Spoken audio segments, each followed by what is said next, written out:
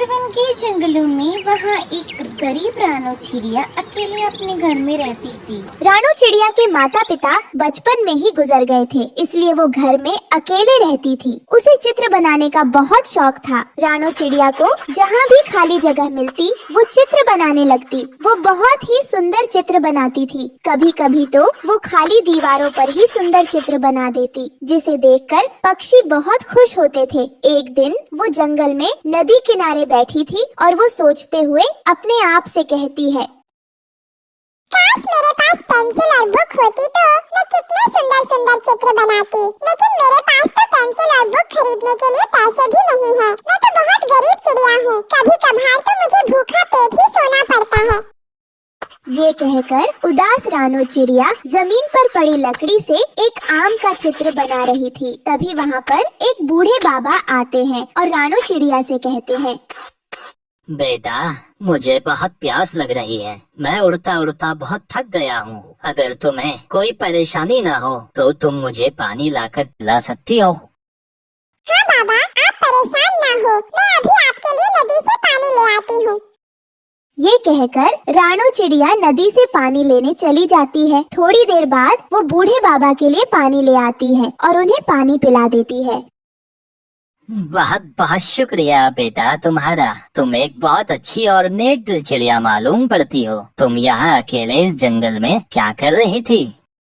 तभी बूढ़े बाबा की नजर रानो चिड़िया के बनाए हुए आम के चित्र पर पड़ती है। वो उस चित्र को देखकर रानो चिड़िया से कहता है, अरे वाह बेटा, ये आम का चित्र तो बहुत ही अद्भुत है। तुम्हारी चित्रकला तो बहुत अच्छी है। ये आम का चित्र एकदम असली आम जैसा लग रहा है। आपका बहुत बहुत शुक्रिया बाबा जी, जो आपने मेरी चित्रकला की तारीफ करी।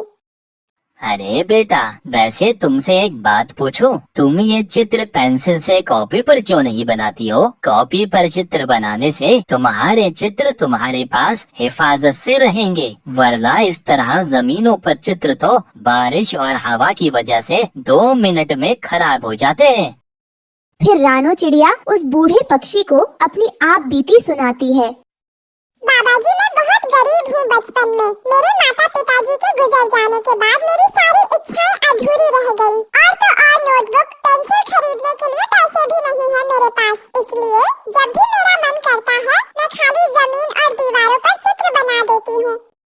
रानो चिड़िया की ये सब बातें सुनकर बूढ़ा पक्षी भावुक हो जाता है। वो रानो चिड़िया से कहता है, बेटा तुम परेशान मत हो। सुनो बेटा, मैं तुम्हें एक पेंसिल देता हूँ। यह कोई मामूली पेंसिल नहीं, बल्कि ये एक जादुई पेंसिल है। तुम इस पेंसिल से जो चित्र बनाओगी वो चित्र असली में परिवर्तित हो जाएगा। और हाँ बेटा, एक बात ध्यान से सुनो, तुम इस पेंसिल को अपने स्वार्थ के लिए उपयोग मत करना, वरना ये पेंसिल जलकर भस्म हो जाएगी। तुम इस पेंसिल से केवल दूसरों की मदद करना और उनकी परेशानियों को दूर करना।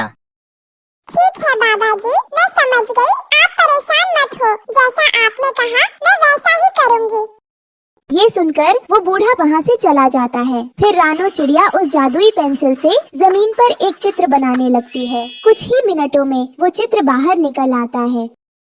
अरे वाह, ये तो चमत्कार हो गया। ये तो सच में जादुई पेंसिल है। अब मैं चित्र बनाकर जंगल में रहने वाले पक्षियों की मदद करूँगी। ये कहकर रानो चिड़िया वहाँ से जाने लगती है। तभी उसे रास्ते में एक किसान चिढ़ा दिखाई देता है। वो सामान ढोकर ले जा रहा था। अरे किसान काका रुकिए, ऐसे आप बोरे को उठाकर मत ले जाओ। रुको, मैं तुम्हें एक बैलगाड़ी बनाकर देती हूँ। फिर रानो चिड़िया बैलगाड़ी का चित्र बनाती है। लो, बन गई आपकी बैलगाड़ी। आज से आप रोजाना अपना सारा सामान इसी में ढोना। बहुत बहुत शुक्रिया रानो बेटा। फिर इस तरह रानो चिड़िया जंगल में रहने वाले सभी पक्षियों की मदद करती है। सब कुछ ठीक चल रहा था, पर अचानक एक दिन जंगल में तेज बारिश शुरू हो जाती है, जिसकी वजह से सब पक्षियों के घर बारिश के पानी में बह जाते हैं। अब सब पक्षी बेघर हो जाते हैं और भूख से तड़पने लगते हैं। उन सब पक्षियों को इस तरह परेशान देखकर रानो चिड़िया को बहुत बुरा लगता है।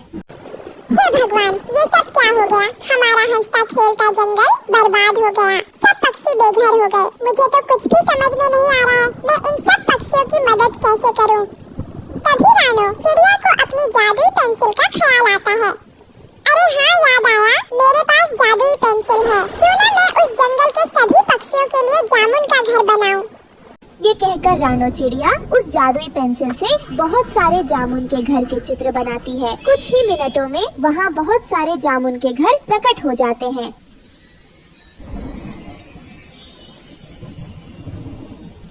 जिसे देखकर सब पक्षी बहुत खुश होते हैं। अरे वाह रानो चिड़िया, ये जामुन के घर तो बहुत सुंदर है। तुम्हारा बहुत बहुत शुक्रिया जो तुमने हमारी इतने बुरे वक्त में मदद की। हम सब पक्षी तुम्हारा ये एहसान कभी नहीं चुका पाएंगे। फिर वो सब पक्षी उस जामुन के घर में रहने लगते हैं। तभी रानो चिड़िया का पड़ोसी कालू कौवा रानो से कहता है, बेटा रानो, तुम इतने सारे चमत्कार कैसे कर लेती हो?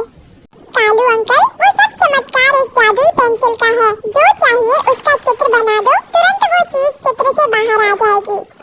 अच्छा रानो, ठीक है बेटा, जल्दी से अपने घर में जाकर सो जाओ, क्योंकि रात भी होने वाली है। और हाँ, दरवाजा खिड़की अच्छे से बंद करना।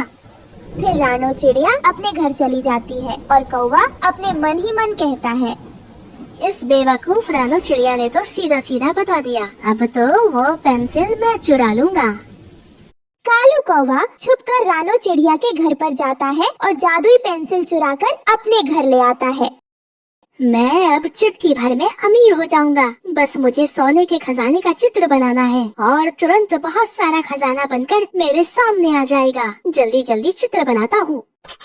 यह सोचकर कालू कौवा जादुई पेंसिल से चित्र बनाना शुरू करता है। अब मैं यहाँ बड़ा सा सोने का खजाना बनाता हूँ, यहाँ से यहाँ तक, और इससे यहाँ तक इतना बड़ा बनाना है कि मेरी 7 पुश्तें बैठकर खाएं।